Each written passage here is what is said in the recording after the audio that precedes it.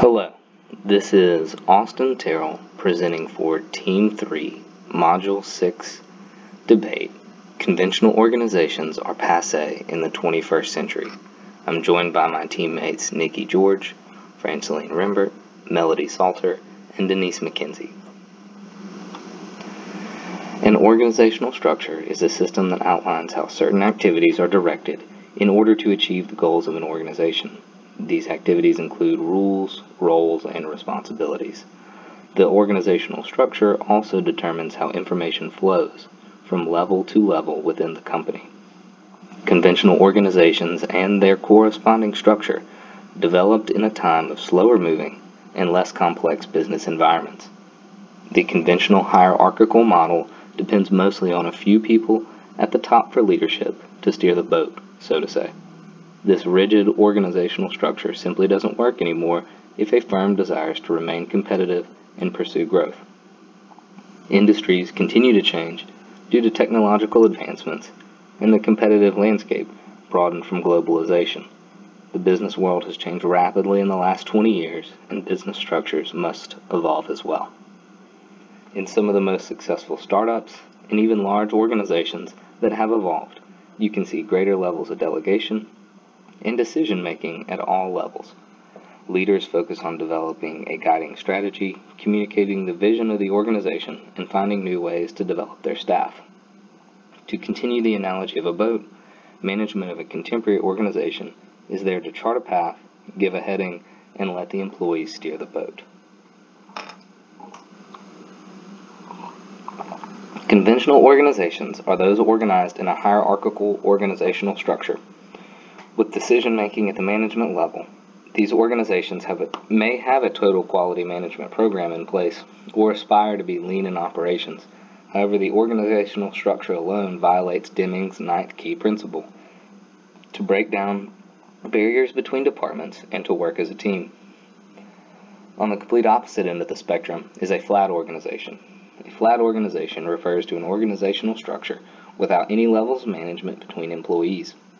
A flat organization has the advantage of being responsive to change and able to organize in a customizable manner to meet customer needs. This streamlined and flexible environment does have disadvantages, such as unclear job functions and power struggles.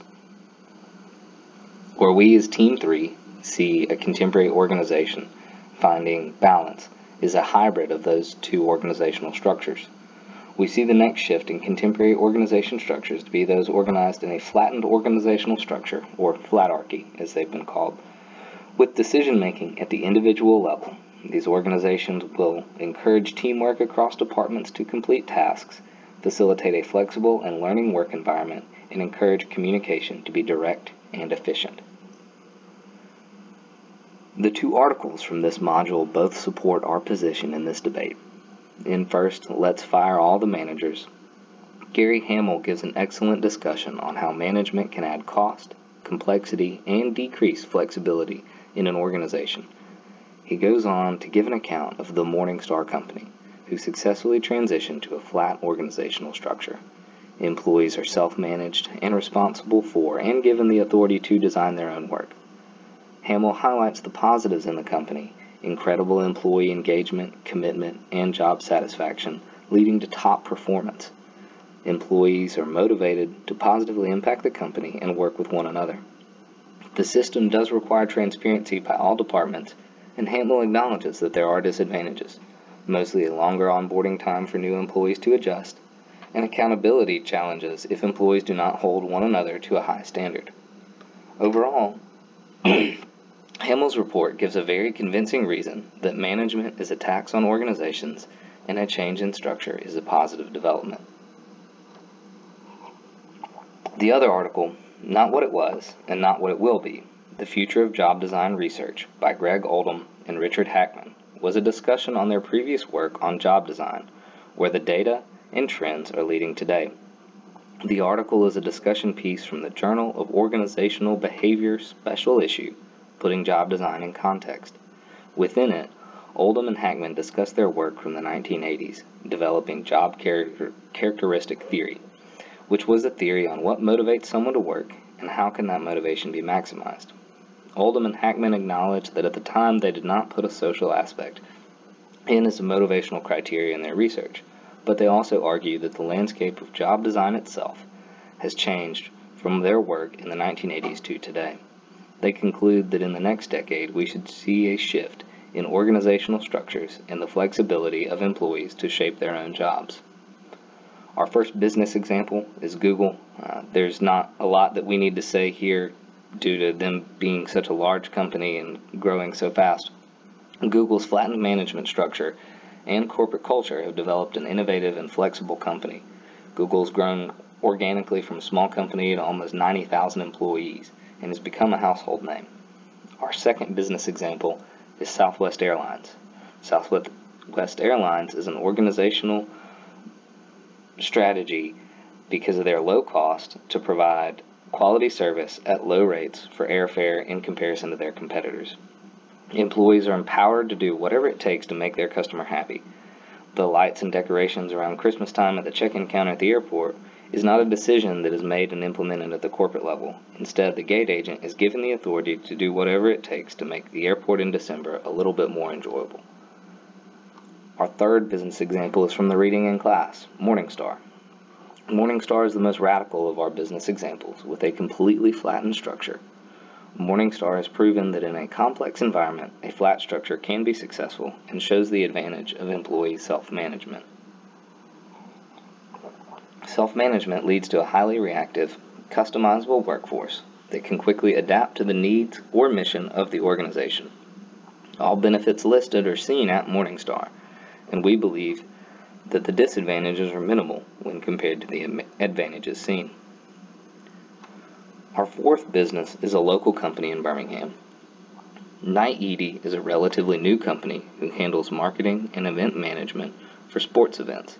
They have been very successful in a short 4 years, going so far as assisting Samford University in their marketing and promoting athletics at the university. Their structure and environment has led to sustainable growth and increasing advantage. We also wanted to find research supporting our claims in this debate. As Oldham and Hackman pointed out, it is difficult to research a changing job field. However, we found 3 recent studies in the Journal of Operations that we believe back up our position.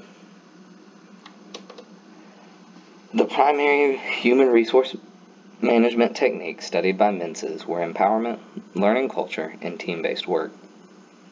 In all, 448 firms were studied on performance and implementation of human resource management and operations management practices. Early adoption and complete implementation saw productivity increases of 6% over firms that were mid to late adopters. A key takeaway was the need to have complete management commitment to the programs and adopt new initiatives early rather than in small phased approaches. In the research by Netland, in implementing lean programs, some manufacturing plants had a positive learning experience by transitioning to a bottom-up reporting method. Together, we expect that these human resource management practices will allow employees to enhance their knowledge of the company, work more flexibly, and take more responsibility in quality management and decision-making. In implementing corporate lean programs, the research showed that contrary to some conventional beliefs, financial reward and internal audits were detrimental to lean production implementation, thus productivity. Non-financial reward, like recognizing the employee publicly and bottom-up management, was more productive. In summary, conventional organizations are outdated, and in order to maintain a sustainable competitive advantage in today's industry, organizations must change with the times. Thank you for your time. I hope you enjoyed this presentation.